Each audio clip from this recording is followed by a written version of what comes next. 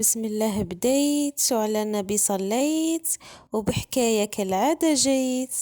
تكملة لقصة لونجا بنت الغولة. رجعت الغولة للدار ولقات هذيك الطفلة الصغيرة راقدة، شافت فيها مليح وقالت لو كان ناكلك تلصقي في دروسي نخليك تولي لي مصيبة، مالا نخليك ونسميك لونجا. وكما كان الحال خلاتها وسماتها لونجا.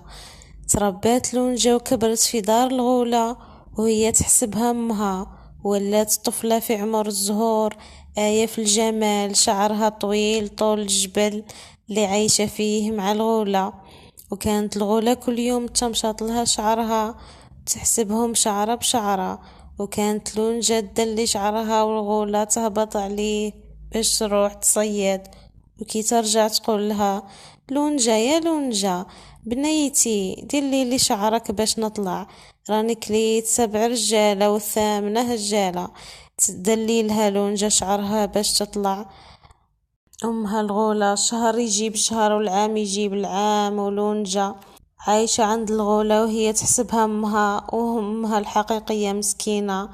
من نهار فارقتها وهي تخمم فيها وتبكي عليها، حتى واحد النهار كان ولد ضرتها يلعب بكرة، خدمها من القماش وقاسها على وجهها. غلطة ناضت تعيط عليه وقالت له الله يمسخك، لو كان جيت كي الرجال، لو كان رحت جبت اختك اللي عايشة في الهوال عند الغوال. كي سمع الطفل هدرت مرت باباه تخلع وقال لهم احكيوا لي حكاية اختي هذه اللي عند الغوال. بصح امه كانت موصية ضرتها ما تحكيلوش باش ما يروحش الارض الغولة ويزيدوا يخسروه كيما خسروا اختو. وكيما دار معاهم ما حبوش يحكيولو. ايا قال لمو ديري لنا عشاء الليلة بركوكس ونعرض مرت بابا باش نطلب منها السماع. كي قصتها بالبالون على وجهها فرحت مرت باباه البهلولة وجات للعشاء. وكي حطت امو الماكلة وجات البهلولة باش تاكل حكمها من يدها ودخلها لها في القصعة تاع بركوك السخون يغلي، وقال لها خرج لك يدك حتى تقولي لي واش حكاية اختي اللي عند الغول. البهلولة ما قدرتش تتحمل حرارة البركوكس وقالت له اطلق لي يدي ونحكي لك. كي وعدات وخرج لها يدها وحلها في الماء حتى ريحت وحكات له واش صرا لهم هي وامه وعلى اختو اللي خلاتها عند الغولة. وكي سمع الحكاية قرر انه يخرج وحلف 100 يمين ما يرجع غير واختو معاه. غدوة الصباح خرج قاصد الجبل اللي تعيش فيه الغولة ودار روحو تاجر. كي شافتو لونجا سقساتو من فوق الجبل وقاتلو واش تبيع؟ قالها لا حبيتي تعرفي واش نبيع لازم انتي تهبطي عندي. دلات لونجا شعرها وهبطت باش تشوف، وغير هبطت عنده سلم عليها وحكالها واش حكات له مرت باباه، وقالها بلي هي اختو وما هيش بنت الغولة. تخلعت لونجا في كلامه وبقات غير تشوف معاه وهو يحكي لها، وقالها لازم نهربك من هنا ونرجعك لدارك عند امك، لانه حياتك في خطر والغولة راح يجيها نهار تجوع وما تلقى ما تاكلك انتي. هو يحكي لها هكذاك وهي شافت الغولة جاية من بعيد قالت له روح اهرب وغدوة ارجع لي كي ما تكونش الغولة في الدار ونهرب معاك.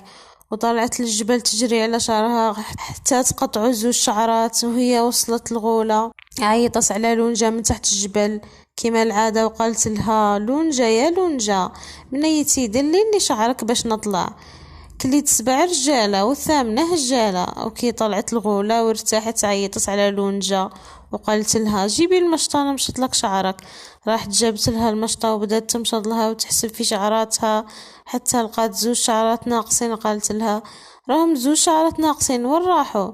قالت لها لونجا بالك طاروا في الريح. وسقست لونجا الغولة وقالت لها وقتاش ترقدي الليلة؟ قالت لها الغولة حتى نرحي الحمير اللي في كرشي، وحتى نرحي البقر اللي في كرشي، وحتى نرحي بنادم اللي في كرشي. سنات لونجا الغولة حتى رقدت ودلات شعرها وهبطت عليه حتى لقات خوها يستنى فيها لتحت.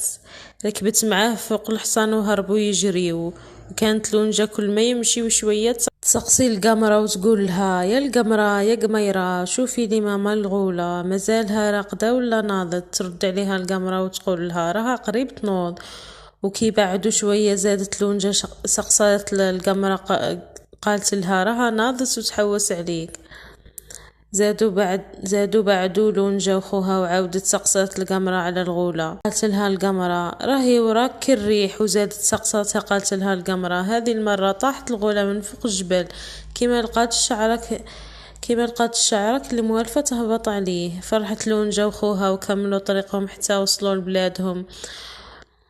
ورجع ختو لأمها وفرحوا بيهم وداروا حفلة وعاشت لونجة مع أمها الحقيقية بعيدا على الغوال وعلى الهوال. وكانت هذه هي قصة اليوم. استنوني في حكاية جديدة. دمتم في رعاية الله وحفظه.